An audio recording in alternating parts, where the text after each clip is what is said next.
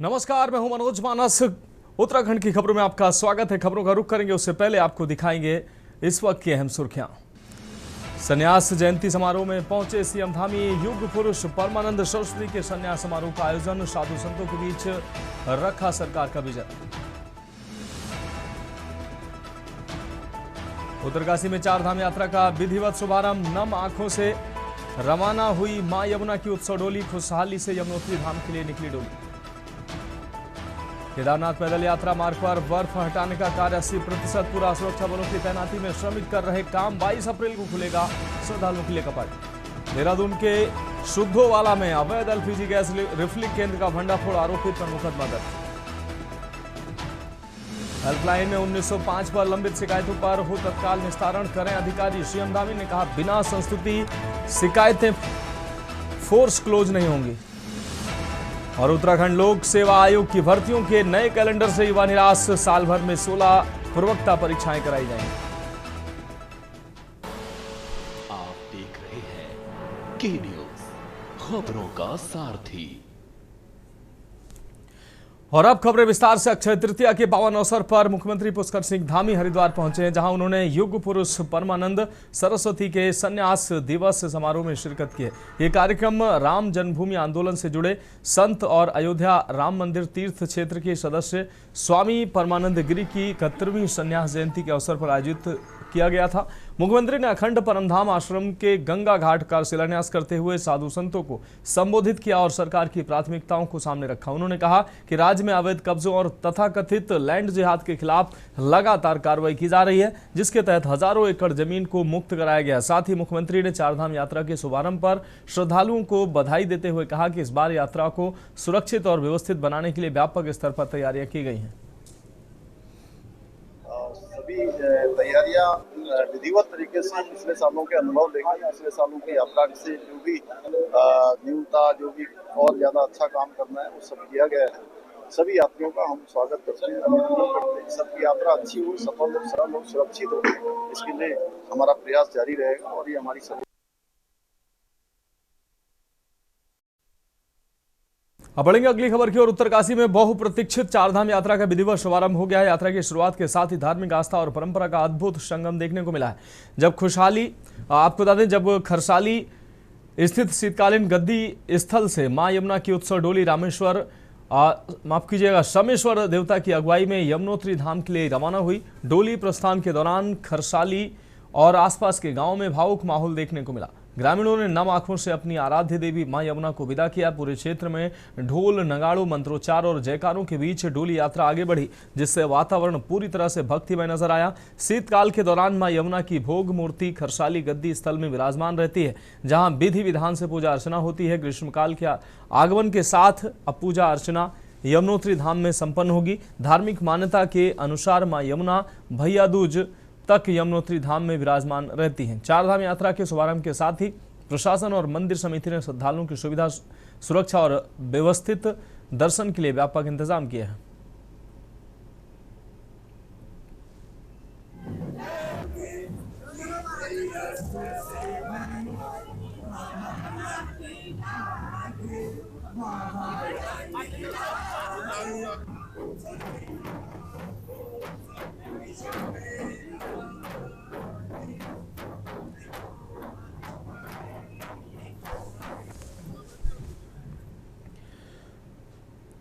देहरादून में चारधाम यात्रा को लेकर परिवहन विभाग ने अपनी सभी तैयारियां पूरी कर ली हैं। आपको बता दें, आरटीओ प्रवर्तन डॉक्टर अनीता चमोला ने बताया कि यात्रा विधिवत रूप से शुरू हो चुकी है और माननीय मुख्यमंत्री द्वारा बसों को हरी झंडी दिखाकर रवाना किया गया है।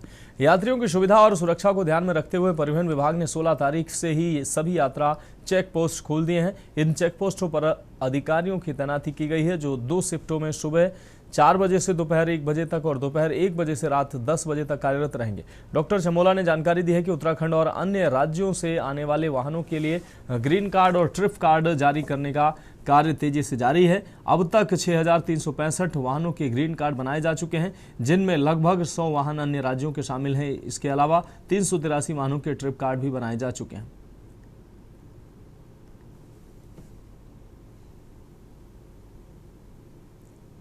चारधाम यात्रा के लिए परिवहन विभाग की तरफ से अपनी तैयारियां पूर्ण कर ली गई हैं। अपितु यात्रा तो कल से शुरू हो रही है विधिवत, और आज बसों को माननीय मुख्यमंत्री जी द्वारा रवाना भी किया गया है चारधाम के लिए। लेकिन परिवहन विभाग ने इसके पूर्व ही तैयारियां कर ली हैं। 16 तारीख से हमारी जितनी भी यात्रा चेक पोस्ट हैं जो यात्रा मार्गों पर हैं वो खुल चुकी थी, और उनमें हमने सभी प्रकार की तैनाती, सभी प्रकार की व्यवस्थाएं कर दी हैं।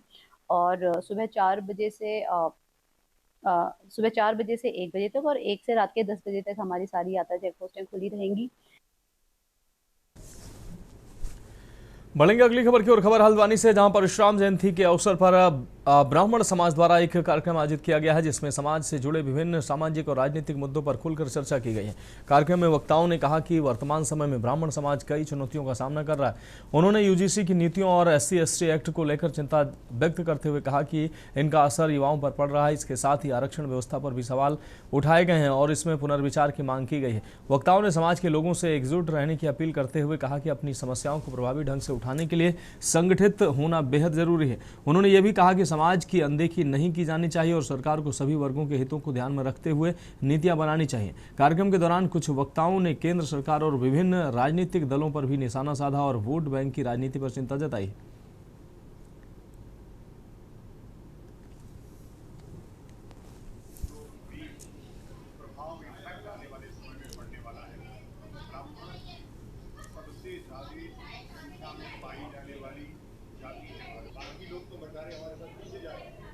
हमारे साथ पिछा जा रहा है, वैश्य हमारे साथ पिछा जा रहा है। सारे केवल ब्राह्मण है, मुगलों के काल से है और वर्तमान पीढ़ी। हमारा काम हो गया होगा, 40 में भाजपा का टुकड़ा साफ हो जाएगा, ये मैं विश्वास दिलाता हूँ। यदि कोई असली ब्राह्मण होगा तो कमल के फूल से उठाई करेंगे। नकलियों की बात ब्राह्मण होगा, जो भगवान को, परशुराम को, राम को अपना आराध्य मानता होगा, वो कमल के फूल से मानेगा। हम सब जान गए कमल का फूल सबसे बड़ी को लेकर के यूजीसी कानून को लेकर के यूजीसी परशुराम जयंती के पूर्व संध्या पर ब्राह्मण उत्थान महासभा, जो उत्तराखंड की एक ब्राह्मण संगठन है, पूरे देश में ब्राह्मणों का नेतृत्व करता है, उसके पंडित विशाल शर्मा जी के आग्रह पर मैं हल्द्वानी आया था और आज परशुराम जयंती का जो महत्व है और उसका वर्तमान परिप्रेक्ष्य में क्या उपयोगिता है परशुराम की, उसको लोगों को बताया। आज यूजीसी के कारण ब्राह्मणों की जो दुर्गति है या SC/ST के कारण ब्राह्मणों की जो दुर्गति है, आरक्षण जो आज बढ़ा करके 75% कर दिया गया। बढ़ेंगे अगली खबर की ओर। नैनीताल में एक अनोखी और प्रेरणादायक यात्रा चर्चा का विषय बनी है। आपको बता दें, जहां 3 युवकों ने स्केटिंग के जरिए धार्मिक यात्रा करते हुए उत्तराखंड तक का सफर तय किया है।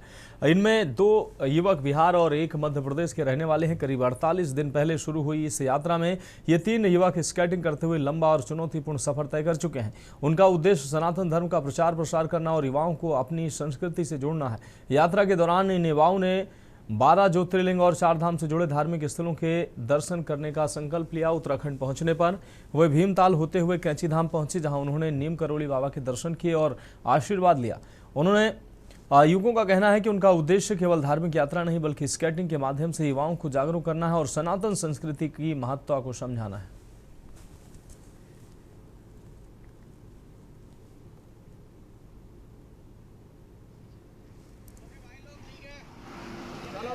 किस चैनल में आएगा?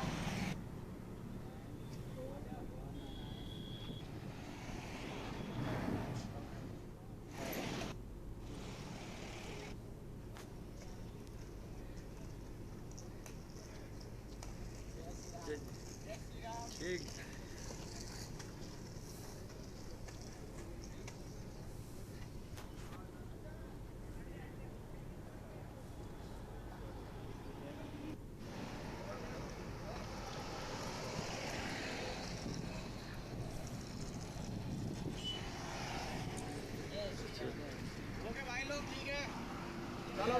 मकसद है सनातन धर्म। मैं कर रहा भारत के 12 ज्योतिर्लिंग 4 धाम। मेरा यात्रा का जो 48 दिन है। मैं अभी जा रहा हूँ केदारनाथ, कैंची धाम होते। मेरे यहाँ 3रा ज्योतिर्लिंग होगा। मेरे साथ मेरा एक दोस्त है गणेश स्कूटर, जो कि वो भी मेरे साथ से बिहार वैशाली जिला विद्युतपुर से हम बिलोंग करते हैं।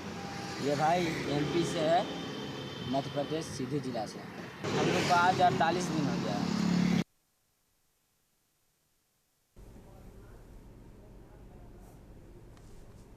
और इस बीच सीधा आपको उत्तर प्रदेश की राजधानी लखनऊ लिए चलते हैं, जहां स्वाभिमान सोमनाथ यात्रा में मुख्यमंत्री योगी आदित्यनाथ पहुंचे। क्या कुछ कहना सुनाते हैं आपको। उपस्थित उत्तर प्रदेश सरकार में मंत्रिमंडल के मेरे वरिष्ठ सहयोगी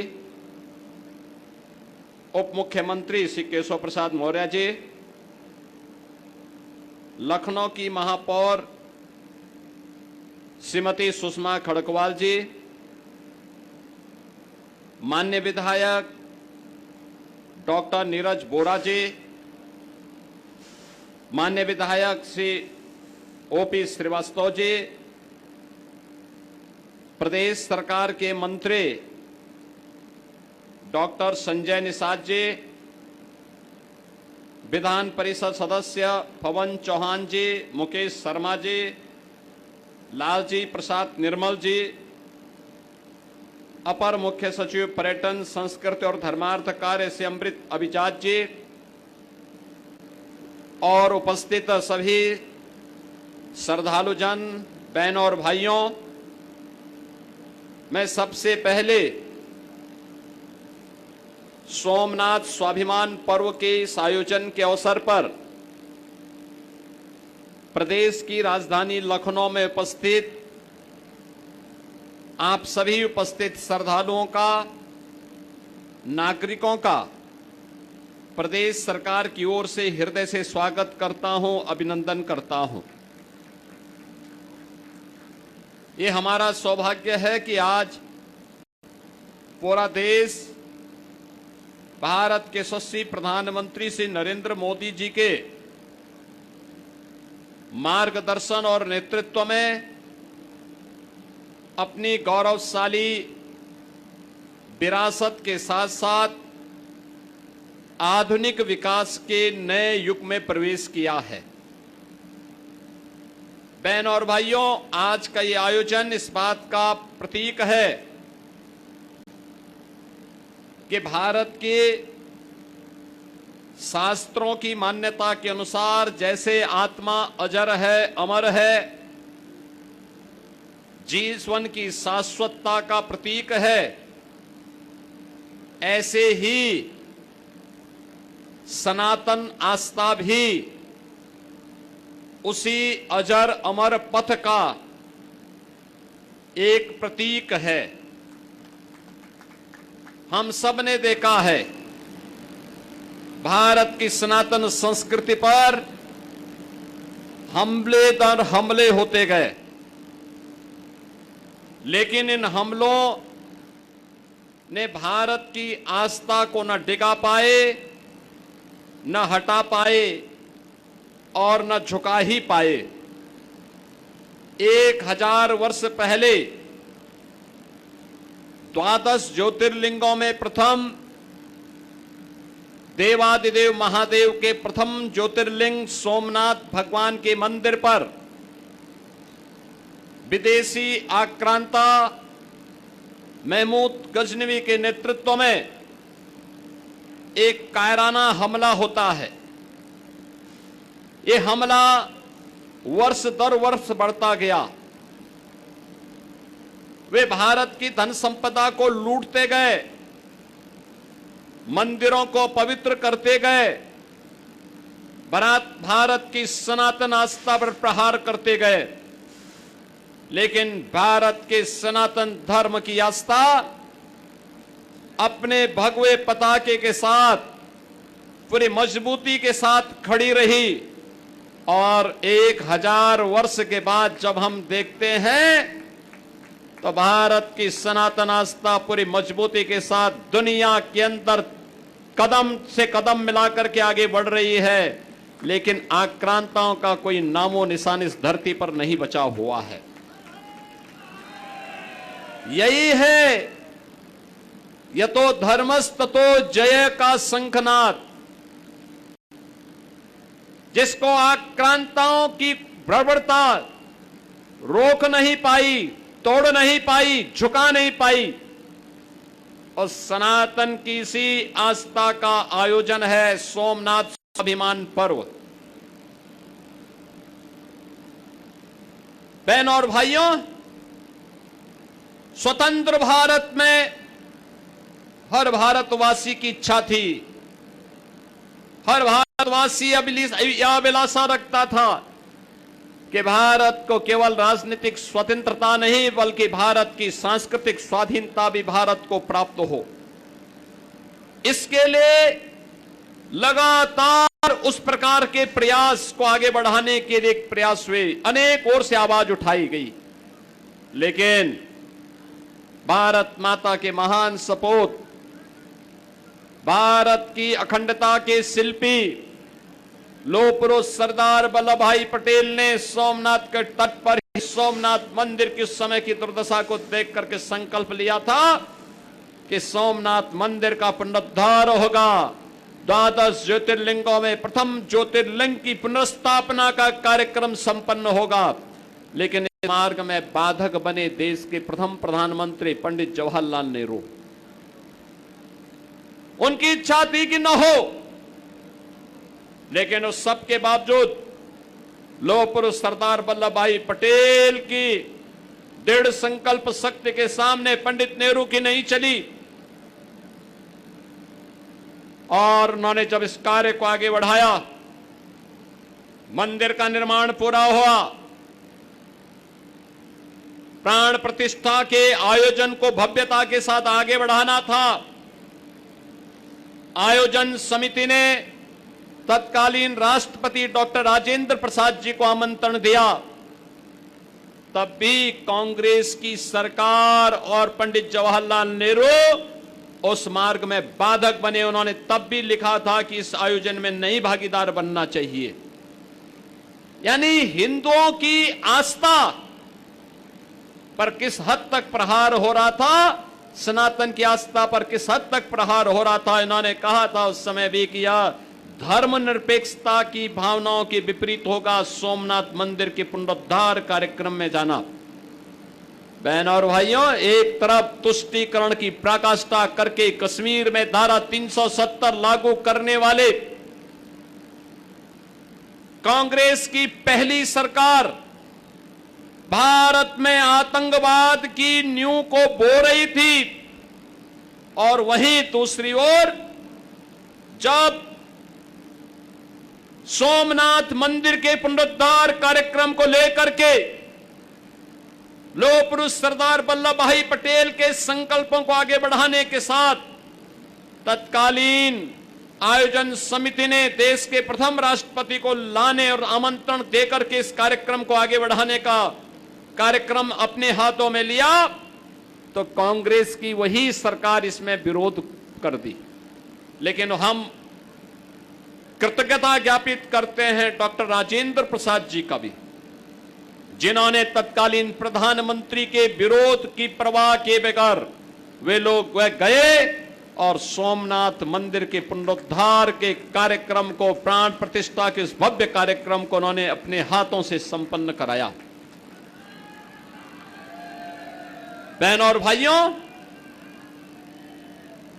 जो कार्य आजाद भारत में लौह पुरुष सरदार वल्लभ भाई पटेल और डॉक्टर राजेंद्र प्रसाद जी ने आगे बढ़ाया था, इस देश के अंदर प्रधानमंत्री के रूप में मोदी जी का आगमन भारत के स्वाभिमान को, भारत के इस गौरव को, सनातन आस्था के इस गौरव को आगे बढ़ाने का ही उसी अभियान का कार्यक्रम है जो आज हम देख रहे हैं।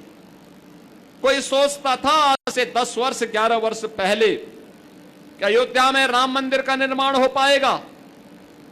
आज हर भारतवासी, देश ही नहीं दुनिया में, भारत के अंदर कहीं भी आप जाइए, पूर्वोत्तर के भारत में जाइए, पश्चिमी भारत में जाइए, उत्तर भारत में आप कहीं भी जाइए, दक्षिण भारत में कहीं भी जाइए, और दुनिया के अंदर किसी भी देश में आप जाइए, जहां कहीं भी जाएंगे हर ओर एक आवाज उठेगी और आवाज उठती है जय श्री राम का।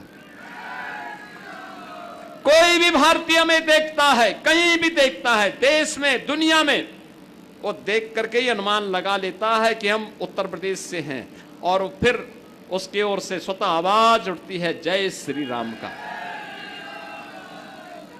जब बातचीत होती है तो प्रफुल्लित होता है कि हम अयोध्या नहीं जा पाए, जाने की इच्छा है, लेकिन अच्छा लगा जब अयोध्या में राम मंदिर का निर्माण हुआ। आज अयोध्या में भव्य राम मंदिर का निर्माण हुआ है। क्या 500 वर्ष पहले जिन आक्रांताओं ने अयोध्या के राम मंदिर को अपमानित करने का काम किया था, हिंदुओं की आस्था पर कुठाराघात किया था, क्या वो हमारी आस्था को डिगा पाए, हटा पाए? नहीं। जिन्होंने आस्था पर प्रहार किया था उनका कोई नाम लेने वाला नहीं, लेकिन सनातन की आस्था पूरी भव्यता के साथ आज भी आकाश की तरह ऊंचाइयों पर उछल करके भारत के गौरव को आगे बढ़ाने का काम कर रही है। अयोध्या में भगवान राम का भव्य मंदिर का निर्माण हो गया। केसरिया ध्वज पताका राम मंदिर में लहरा रही है। ऐसे ही आप काशी में जाते हैं, काशी में काशी विश्वनाथ धाम का भव्य कॉरिडोर, मां विंध्यवासिनी में जाते हैं, मां विंध्यवासिनी का भव्य कॉरिडोर। कुंभ क्या होता है? प्रयागराज की धरती पर आप जाते हैं, गत वर्ष का महाकुंभ हो या 2019 का कुंभ का आयोजन, दुनिया में सांस्कृतिक आयोजन किस रूप में होने चाहिए उसका प्रतीक महाकुंभ ने समरसता के आयोजन के रूप में हम सबका ध्यान आकर्षित किया। बहनों और भाइयों, आप मथुरा वृंदावन में जाइए, उत्तर प्रदेश का ये गौरव है, ये सब कुछ आज उत्तर प्रदेश में है। काशी की जीवंतता है, अयोध्या की मर्यादा है, मथुरा वृंदावन की भक्ति है, और प्रयागराज की समरसता भी आज पूरे देश को अपने आप अपनी ओर खींचती है। हम महाकाल में जाते हैं तो महाकाल का महालोक, आप केदारपुरी में जाते हैं तो केदारेश्वर का भव्य मंदिर और बद्री विशाल का भव्य मंदिर, आप रामेश्वरम में जाते हैं तो रामेश्वरम धाम हम सबको आकर्षित करता है। यह है भारत की सनातन आस्था, जो बिना रुके, बिना टिके, अनवरत रूप से बिना झुके अपनी यात्रा को अनवरत आगे बढ़ा रही है। ये पूरे भारत का गौरव है, और भारत के गौरव का साक्षी बनने के लिए 1000 से अधिक श्रद्धालु उत्तर प्रदेश से भगवान सोमनाथ धाम का दर्शन करने के लिए गुजरात की धरती की ओर प्रस्थान कर रहे हैं। मुझे अपने सहयोगियों के साथ इन सभी को यहां से प्रस्थान करवाते हुए प्रसन्नता की अनुभूति हो रही है, क्योंकि जब ये दर्शन करेंगे तो इनके दर्शन से जो पुण्य प्राप्त होगा वो हम सब भी उसमें भागीदार बनेंगे। मैं आभारी हूं आदरणीय प्रधानमंत्री जी का, जिन्होंने इन सभी अलग अलग क्षेत्रों से जुड़े हुए हर जनपद से कम 11 श्रद्धालु हों, और ये अलग अलग तबके के हैं। कोई उद्यमी है, कोई किसान है, कोई नौजवान है, कोई महिला एंटरप्रेन्योर है, कोई छात्र है, कोई शिक्षक है। ऐसे 1000 श्रद्धालु यहां से जा रहा है। रेलवे ट्रेन फ्री दे रहा है, बाकी खर्चा पर्यटन और संस्कृति विभाग उठा रही है, और ये लोग यहां से यात्रा करते हुए हर हर महादेव की गूंज के साथ काशी और अपने अपने क्षेत्र के ज्योतिर्लिंग और तीर्थों के जल को लेकर के भगवान सोमनाथ का जब अभिषेक करेंगे तो भगवान सोमनाथ का आशीर्वाद हम सबको भी प्राप्त होगा। आज के इस अवसर पर इस यात्रा को प्रारंभ करने के लिए, सहयोग देने के लिए रेलवे को, केंद्रीय पर्यटन और संस्कृति मंत्रालय को हृदय से धन्यवाद देता हूं। आदरणीय प्रधानमंत्री जी का आभार व्यक्त करता हूं, और इन सभी यात्रियों की शुभ यात्रा के लिए, मंगलमय यात्रा के लिए अपनी शुभकामना देते हुए अपनी वाणी को देता हूं विराम। जय श्री राम, जय जय श्री राम।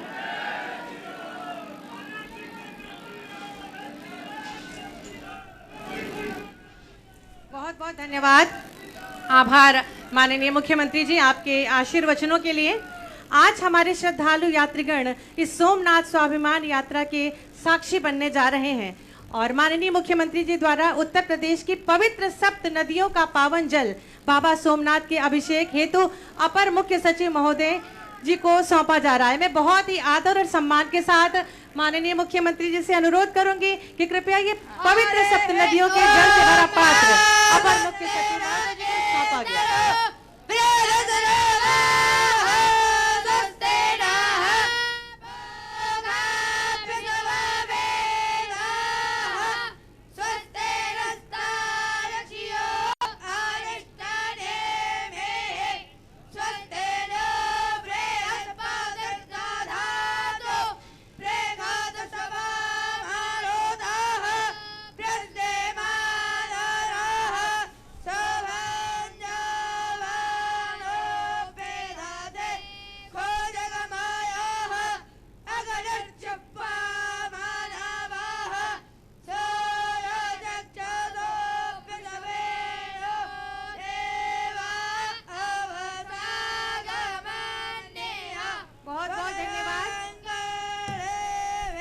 मुख्यमंत्री जी से विनम्र अनुरोध है कि कृपया इस ट्रेन को हरी झंडी दिखाकर सोमनाथ स्वाभिमान यात्रा का शुभारंभ करें। आप सभी मुख्यमंत्री योगी आदित्यनाथ सोमनाथ स्वाभिमान यात्रा को हरी झंडी दिखाकर उसको रवाना करने जा रहे हैं। ये सीधी तस्वीरें अपने दर्शकों को दिखा रहे हैं। इस दौरान मुख्यमंत्री ने व्यवस्थित हो जाएं। वक्तव्य दिया और प्रभु श्री राम की इस पावन धरा का गुणगान करने के साथ साथ सोमनाथ का भी गुणगान किया। किस तरीके से आतताइयों ने सोमनाथ को विध्वंस करने का प्रयास किया, लेकिन आज भी विध्वंस करने की जो मंसूबे वो कामयाब नहीं हो पाए और आज सोमनाथ जो है वो अपनी चमक पूरे देश और दुनिया में बिखेर रहा है। इस स्वाभिमान सोमनाथ यात्रा को रवाना करते मुख्यमंत्री योगी आदित्यनाथ उत्तर प्रदेश के 75 जनपदों से श्रद्धालु सोमनाथ मुख्यमंत्री योगी आदित्यनाथ ने सोमनाथ स्वाभिमान यात्रा को हरी झंडी दिखाई है और ये ट्रेन अब रवाना होगी सोमनाथ के लिए, रवाना हो चुकी है। इस यात्रा का उद्देश्य युवाओं को भारत की सांस्कृतिक जड़ों से जोड़ना है। भारतीय सांस्कृतिक परिदृश्य को परिलक्षित करती है यात्रा और इसका शुभारंभ मुख्यमंत्री योगी आदित्यनाथ और श्रद्धा से मनाएं। के हाथों किया गया, इसको हरी झंडी दिखाया गया है।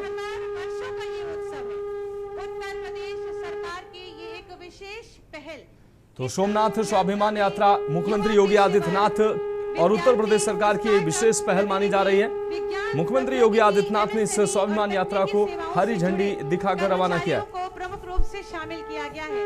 साथ ही साथ हमारी माताएं, वरिष्ठ नागरिक, श्रद्धा। तो फिलहाल खबरों में अभी के लिए इतना ही। मुझे दीजिए इजाजत और आप देखते रहिए के न्यूज़ इंडिया।